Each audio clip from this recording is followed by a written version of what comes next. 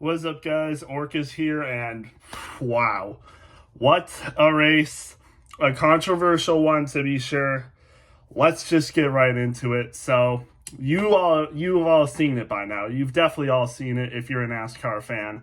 Austin Dillon gets the win in very much controversial fashion. I mean, if you're watching the broadcast, you've seen what Logano said. You've seen what Denny Hamlin said. You've even seen what Reddick and Bubba Wallace have said about it. And they still got third and fourth. Even Denny Hamlin still got second in the race. But, like, what? I mean, this is what he had to do to get the win. This is Austin Dillon we're talking about. We know Austin Dillon has not had a good season. He was 32nd in points before this race. He was nowhere near making it off points. He had to get a win. There's 4 races left in the season, and he did what he had to do to get the win. Whether you like it or not, whether you think that's an okay move, it's legal to do in NASCAR, and it's legal to do to get the win. We'll have to wait and see what NASCAR does, because I mean they can't take this away. They can't take this win away from Austin Dillon. They can maybe give him a penalty for the right rear hook, which NASCAR has penalized drivers for, but they cannot take this win away from him. And they've already posted on their social medias, Austin Dillon is the winner. Obviously, they have to do their pre-race checks. I expect nothing bad will have happened to Austin Dillon, but he's the winner. Plain and simple. He did what he had to do to get the win. And you know what? This is bold for me to say, but as a new NASCAR fan, I've known racing basically my entire life. I've known what NASCAR was. I just became a fan last year. Knowing Austin Dillon's situation, I think he did what he had to do to win. And, you know, I'm not mad at him for it. I am not mad that Austin Dillon did this move. I'm not gonna say this was a cheap, dirty move by him. Sure, this probably wasn't the best way to get a win here. I would much rather see Austin Dillon get a win legitimately. But here's where I'll come to his defense again. Austin Dillon earned this win. He earned this win before overtime. He had this win in the bag. He did everything he could. He legitimately passed Joey Logano for the win. He legitimately passed Denny Hamlin for the win. There hadn't been a single race caution besides the stages all day. And what happens on lap 2? Right in front of him, there's a caution. On lap 2, mind you, this is Austin Dillon. 4 races left. 32nd in points. There's 4 races left, and this is arguably his best shot he'll have all year to get a win. He ends up, getting in overtime. He ends up getting first off the pits, so he still has the first position. He chooses the inside lane, and then Joey Logano gets ahead of him on lap 2. Final lap, there's no way Austin Dillon is going to pass him for the win. He does what he has to do. He gets into the bumper of Joey Logano. Then he sees Denny Hamlin on his inside. He has to hook him for the win, and he does it. And honestly, obviously the right hook's more egregious, to be honest. Like, the move he made on Joey Logano to try to get the win, is controversial, yes, but, that's a legal move. The right hook is definitely egregious, but hey, we saw Kyle Busch do that to Ricky Stenhouse earlier this year in the freaking All-Star race. He didn't get a penalty for that. Where's all the people who were hating him on that?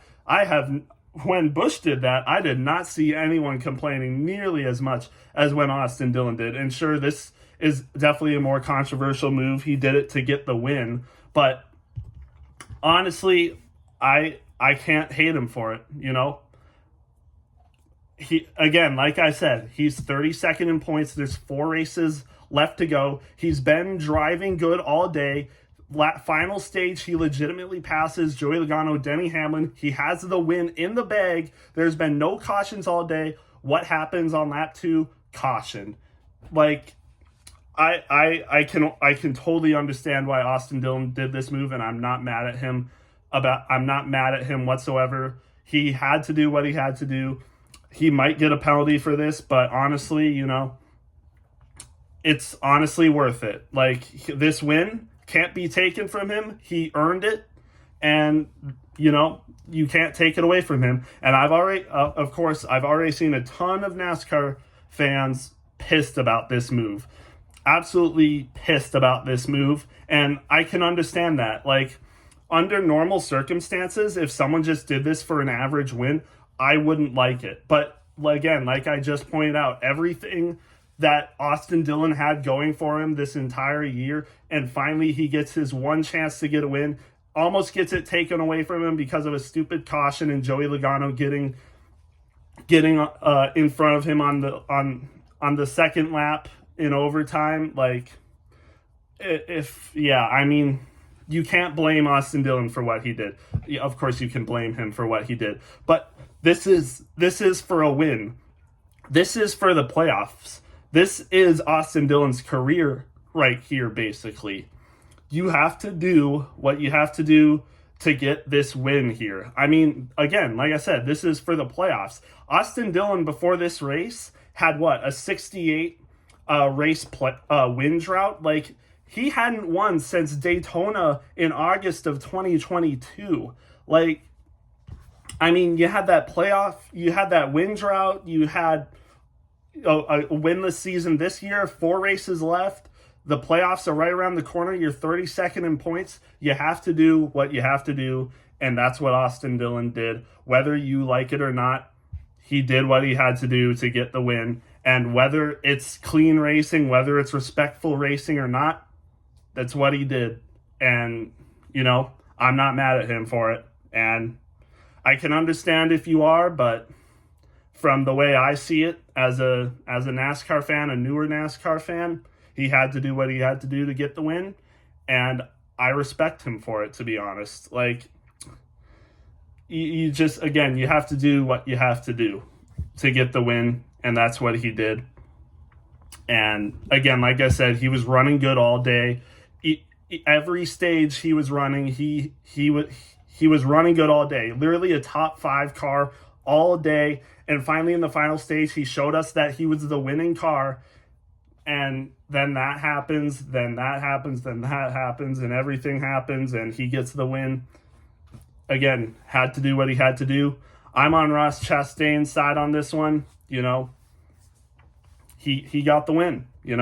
Whether you like it or not, that's a legitimate win. You can't take that from him.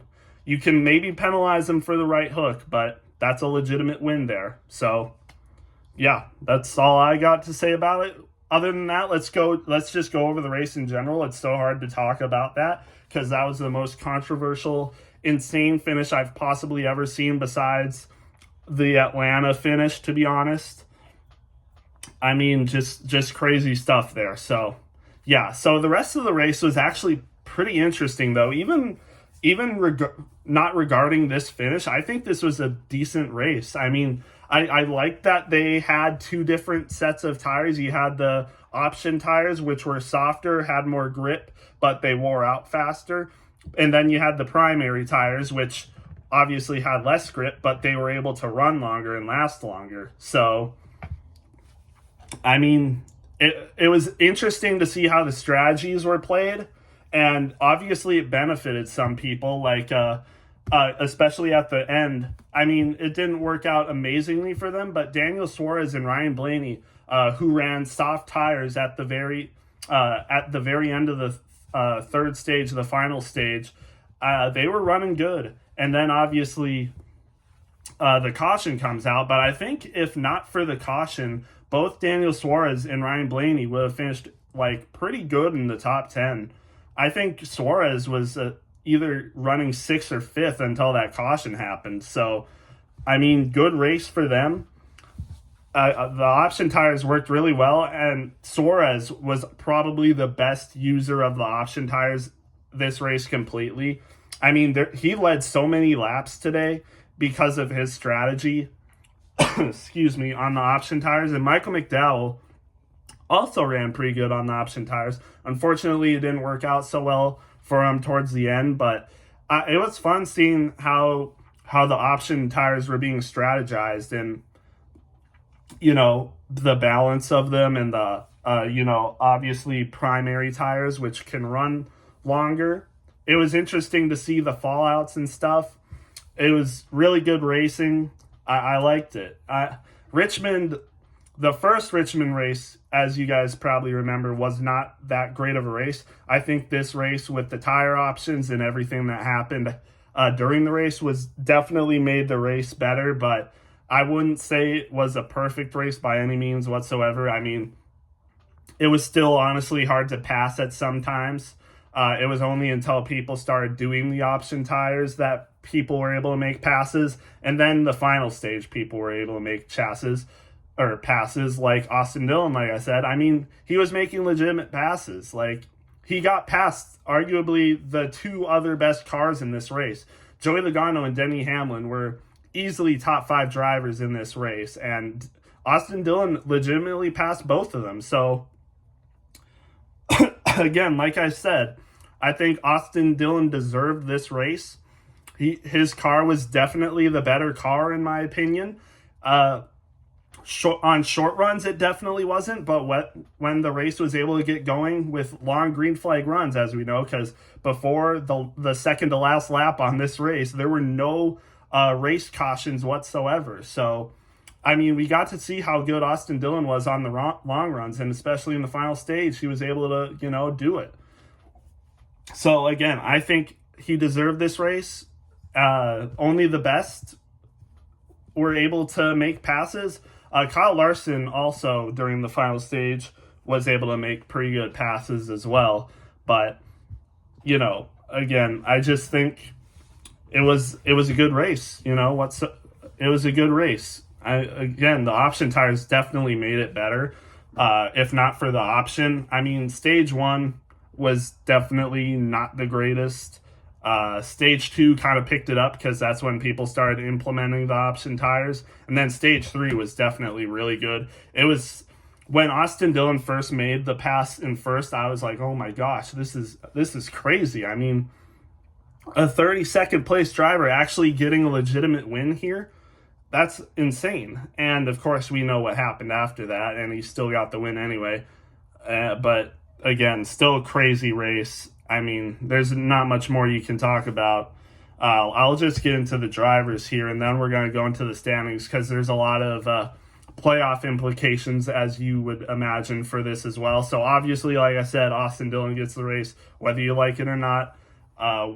It doesn't matter. He got the win, and that's all that matters. So, yeah, Denny Hamlin did get wrecked, but I think right after he hit him, the caution came out. So Denny Hamlin still gets second this race. Tyler Reddick finishes third, and Bubba Wallace finishes fourth. Good day for the Toyotas in general, to be honest, especially 2311.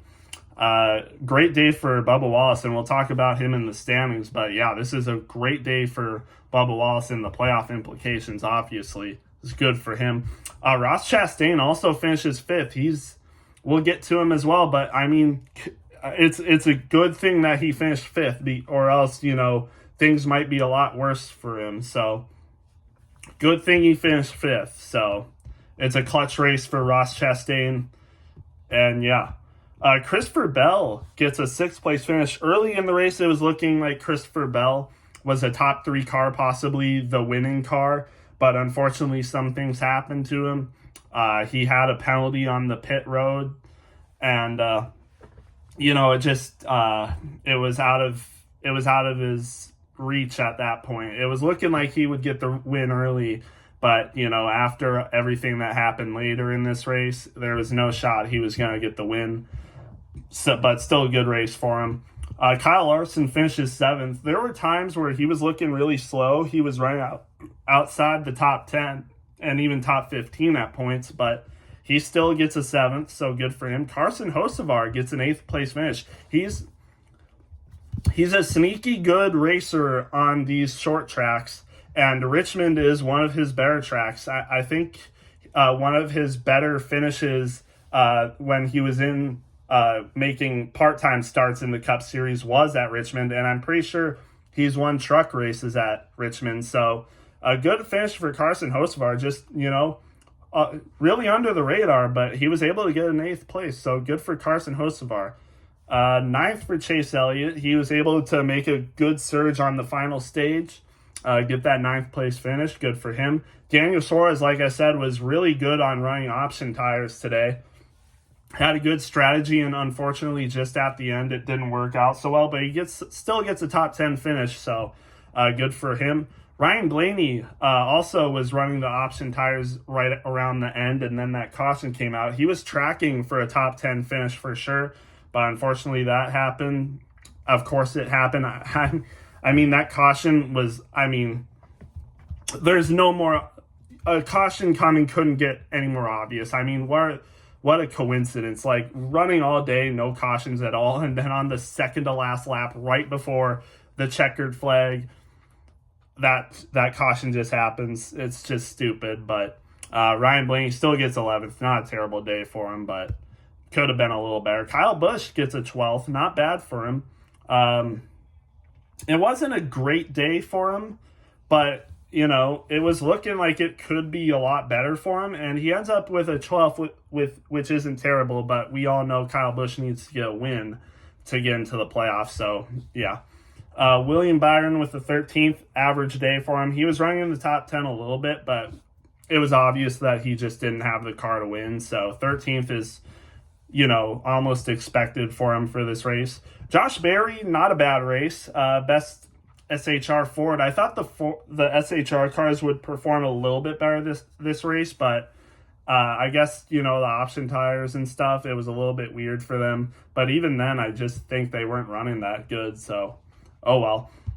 McDowell with the 15th place finish, not terrible, and I think this is where we start getting to drivers who finish laps down. McDowell, I'm not sure if he finished laps down. He might have, but not a bad race for him. Top 15, nothing to sneeze at. Brad Keselowski, 16th place, not terrible. He wasn't running good at all today.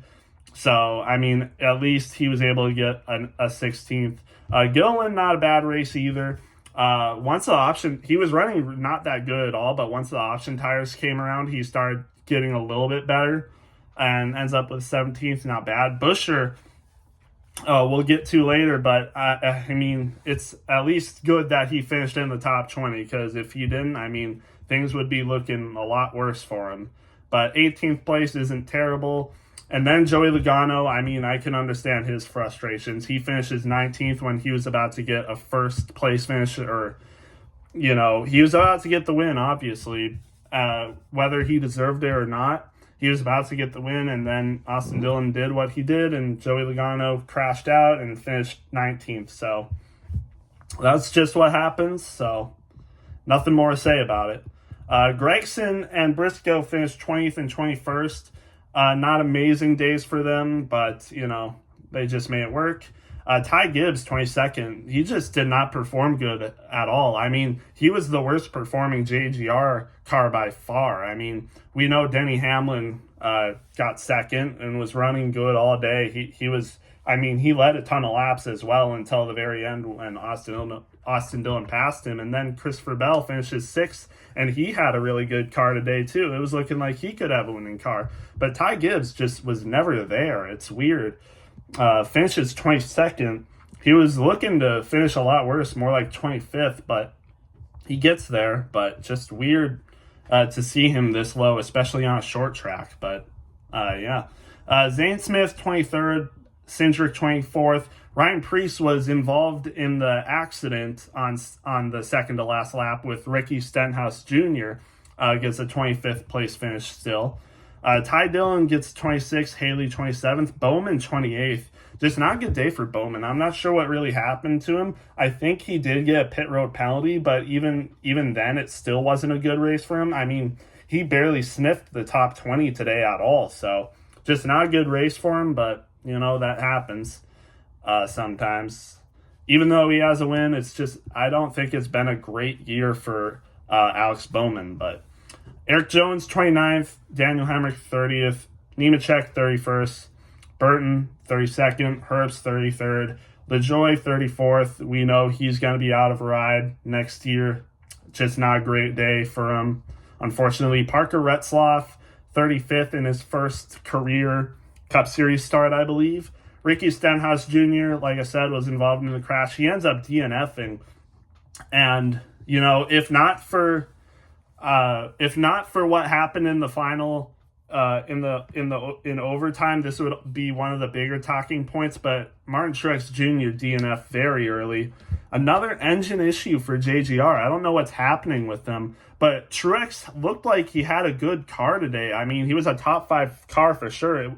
Early it was Denny Hamlin, Christopher Bell, and Martin Truex all in the top 5, and they were running 1, 2, 3, and then just unfortunate luck for Martin Truex Jr. He had a pit road problem early, where he had to back up in his stall again after he finished his pit stop, I believe. There's a couple drivers that had issues with their tires on pit road, but Truex had that issue, and then I think it was after stage 2, but just not good for Truex. He ends up DNFing because of an engine issue, and now, you know, he went from like being almost like 130 points to the good, or like 100 points to the good, to now we'll get into the standings. He is only 83 points to the good, or is this? I can't tell if this is 83 or 73. This is 73 actually. He's only 73 points to the good, I think, which is not good at all. I mean, like we were talking. Like, he was looking good, but now, I mean, we still have 3 races left. If he gets not good finishes and these, you know, people continue to run bad races, or like another person gets a win, Martin Truex could be in trouble. So, yeah, just unfortunate. Ty Gibbs, I think this isn't updated, actually. This doesn't look updated because Bubba Wallace should be, yeah, there we go. I just updated it. So, yeah, there we go. Looks like Martin Truex Jr. is actually 70 points to the good, if I'm not mistaken. 654 minus 584, which is 17th. So I think that's 70. So Martin Truex Jr. only 70 points to the good. That's not great. Yeah, he's gonna need to improve a little bit more. Ty Gibbs is only 18 points to the good now, when he was like 40-something points to the good. So it's just, it's interesting for sure. And then now Bubba Wallace has the 16th spot. He's 587 points, and Buescher and Ross Chastain, who are 17th and 18th, are -3 under him. So it's a tight race for the 16th spot now that Austin Dillon won. He is now 13th in standings, I believe. So, I mean, take that with what you will. I didn't think, in my last NASCAR race, I said we wouldn't get a new winner, and I was wrong. Austin Dillon, on the first race back, gets the win. Now etched his name in the playoffs, and now there's 3 races left, and there's only 3 people right now in the playoffs without a win, which is Martin Truex Jr., Ty Gibbs, and Bubba Wallace. Obviously, things could change. Honestly, Martin Truex Jr. can't be out of the playoffs next race. So next race, I mean, we have a battle between 4 people to have a playoff spot. Ty Gibbs, Bubba Wallace, Chris Buescher, and Ross Chastain could all be in the playoffs off points next week. Obviously, they won't be in the playoffs yet, but they could be in the positive for the playoffs next week. All of them could be. Or Ty Gibbs could be in the negatives next week. We'll just have to wait and see. I mean, Chris Buescher, he was plus 17 before this race, and now he's -3. So that's a loss of 20 points in one race. So yeah, things can happen like that. So yeah, we'll just have to wait and see.